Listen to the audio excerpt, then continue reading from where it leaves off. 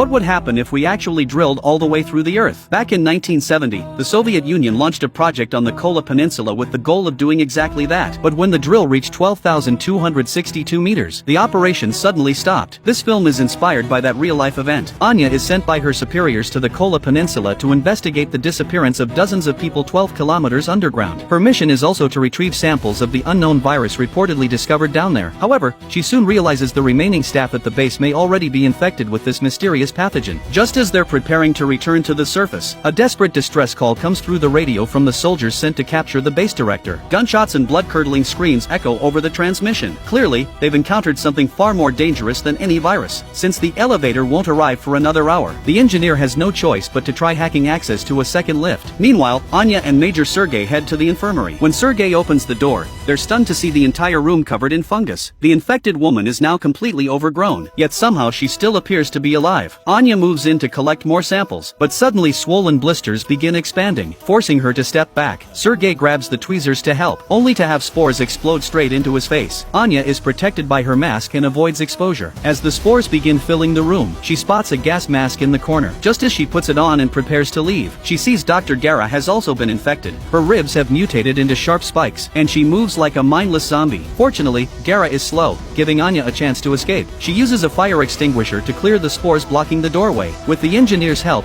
she makes it out alive. But Sergei has already been infected. After what she just witnessed, Anya realizes this fungus may be capable of controlling human beings. Victor adds that the fungus spreads much like cordyceps. When one ant gets infected, it's controlled and forced back to the colony, where it releases spores and infects the entire nest. That comparison sparks an idea in Anya's mind. She calls the colonel and brings him to the cold storage room, taking out the sample they collected earlier. They watch as, within seconds, the fungus inside the test tube turns into white powder. The organism can't survive low temperatures. The moment it leaves the human body and hits a cold environment, it dies instantly. Anya urges the colonel to call in a rescue team. It's the only way to save Major Sergei. But the colonel reveals there is no backup. This mission was classified. Anya insists she can't preserve the fungus sample under these conditions. The colonel doesn't seem concerned. If they can't extract the pathogen on its own, they can simply extract Sergei as a living sample for research. The Soviet Union is on the brink of collapse, and if this fungus can be weaponized as a bioweapon, it could shift the balance of power entirely.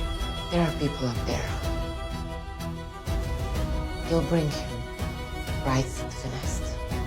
But the colonel still insists that Anya follow orders. Just as they're preparing to dig a path through the access shaft, the captain's voice suddenly crackles over the radio.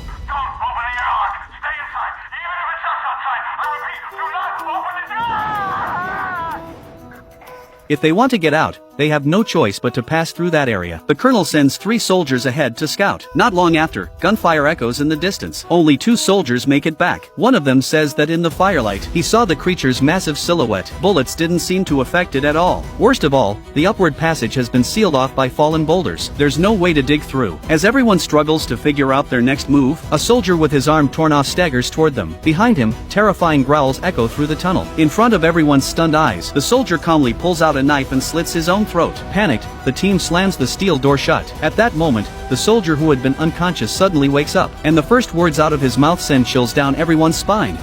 I've opened the door. Now it knows where we are.